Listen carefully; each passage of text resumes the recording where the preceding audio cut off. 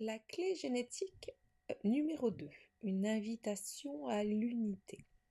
La deuxième clé génétique est une célébration de l'énergie féminine universelle et du réceptif. Elle représente notre capacité à nous reconnecter au flot harmonieux de la vie et à transcender les illusions de séparation. Cette clé nous invite à ressentir l'unité essentielle de toute chose. L'ombre de cette clé, la dislocation. Selon l'ancienne sagesse du Iking, l'hexagramme numéro 2, le réceptif, est le miroir yin de la lumière yang du premier hexagramme. Là où la clé 1 nous invite à semer l'énergie créatrice, la clé 2 nous enseigne comment la tisser solidement dans la forme. Cette clé incarne la grande loi féminine de liaison. Rien n'existe isolément et toute apparente dispersion fait partie d'un même tout. Donc l'ombre de la dislocation, eh bien dans notre biologie, cette force d'unité est à l'œuvre en permanence. Dans notre psyché, on peut la vivre comme un effondrement malgré tout. Donc, se sentir perdu dans le temps et dans l'espace, comme si on ne savait pas où aller ni pourquoi, se sentir découpé en fragments, émotionnellement détaché, mentalement déconnecté du monde et puis de nos proches également. Donc cet état n'est qu'illusion. Vous n'êtes jamais réellement séparé de la trame cosmique. Il n'existe pas de déraillement possible, seulement notre ressenti, victime d'une perception appauvrie des choses. Notre ADN code déjà l'unité de toute chose. C'est notre système nerveux, le plexus solaire en gestation, qui, lorsqu'il s'active, vous prépare à l'éveil collectif. Entre-temps, la peur de la dislocation génère un sentiment d'urgence et est-ce qu'on fait fausse route en fait? C'est là la question. Donc la conscience rationnelle, fruit d'un développement cérébral spectaculaire, nous tiraille vers un monde où on va se projeter dans un futur technologique.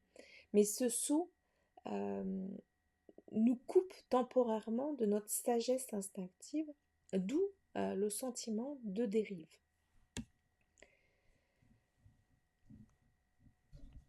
L'ironie suprême, c'est que ce sentiment de dislocation préfigure notre prochain grand saut. Dès que vous quittez le piège du mental de où suis-je, vous plongez honnêtement dans l'expérience, vous basculez hors de l'illusion. Votre biologie, fidèlement en fait, enclenche alors la clé numéro 2 de la fréquence du don, l'orientation. Vous retrouvez vers votre cap et puis la matrice de l'unité reprend vie en vous. La peur de la dislocation naît de votre conviction illusoire d'être séparé de la vie. Vous n'avez jamais quitté le filet du vivant, c'est votre regard qui, en se durcissant, vous a exclu. Donc maintenant que ce voile est levé, la deuxième clé vous invite à expérimenter la confiance universelle. Dès que vous sentez la dislocation s'emparer de vous, bien respirez, répétez-vous intérieurement, je suis relié au grand tout.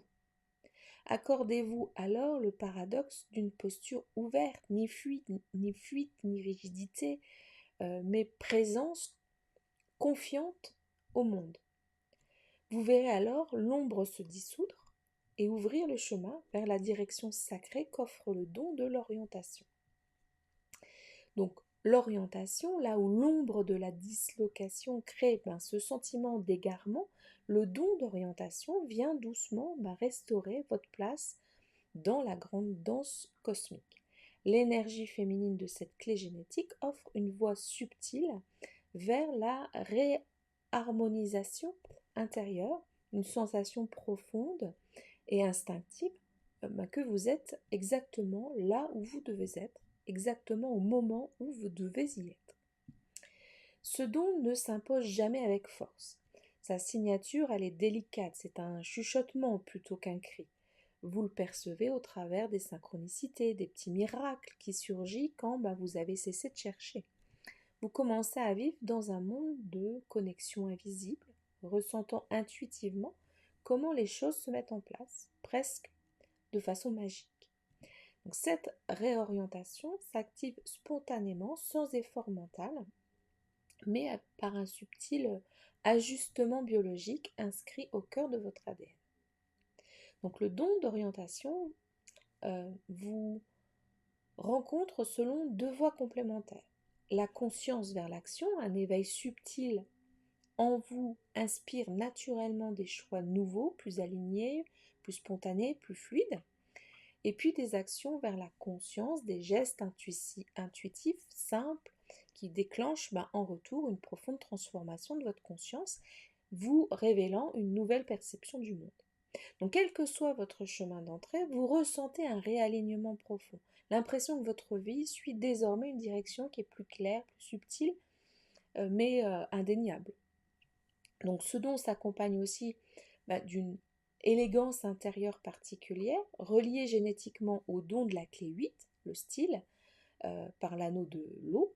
L'orientation révèle votre essence véritable au monde. Vous n'êtes plus emporté par les attentes ou les projections extérieures. Au contraire, vous dansez avec vos changements d'humeur, avec vos émotions, cultivant ainsi un style personnel, unique, inimitable et frais.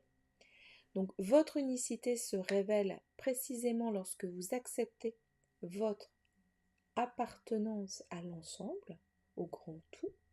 Plus vous vous sentez connecté à tout ce qui est, plus votre expression individuelle devient authentique, raffinée, originale.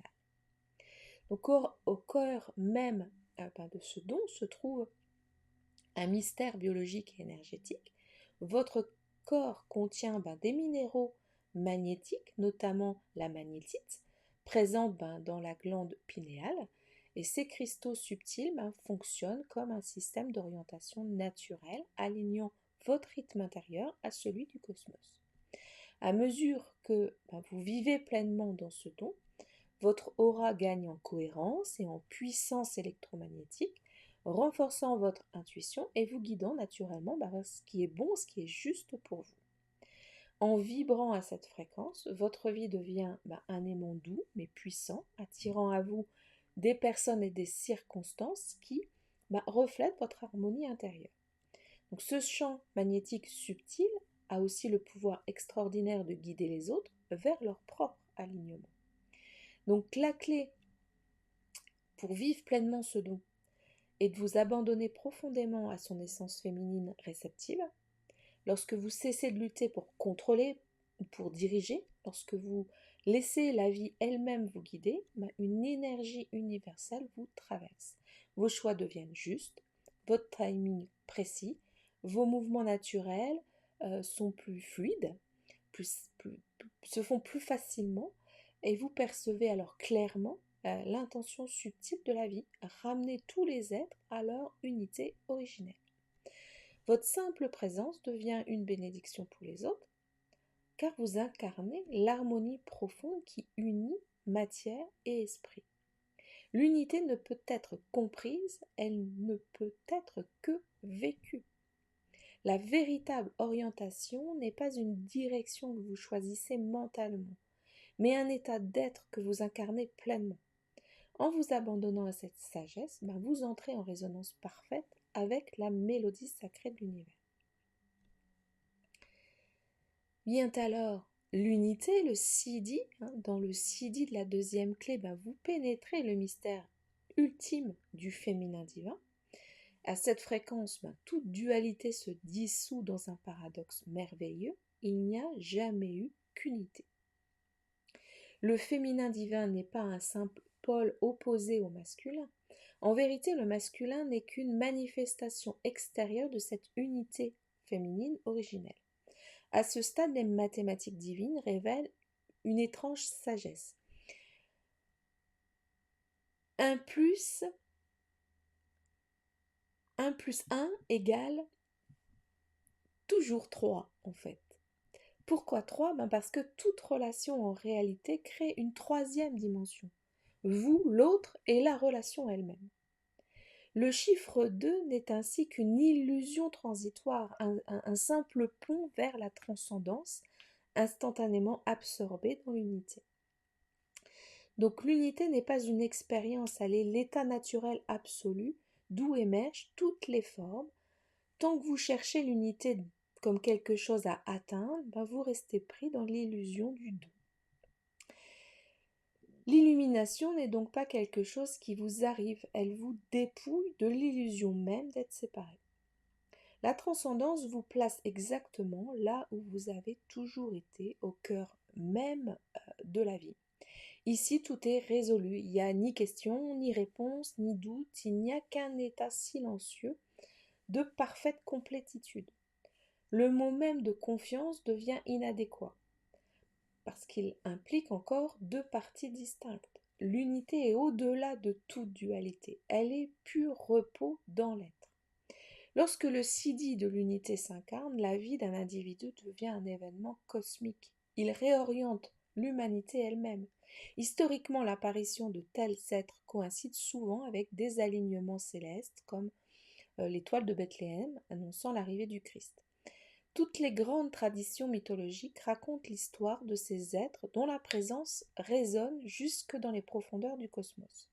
Aujourd'hui encore, nous traversons des alignements cosmiques, comme ceux prédits par les Mayas en 2012 ou ceux annoncés par le Viking pour 2027.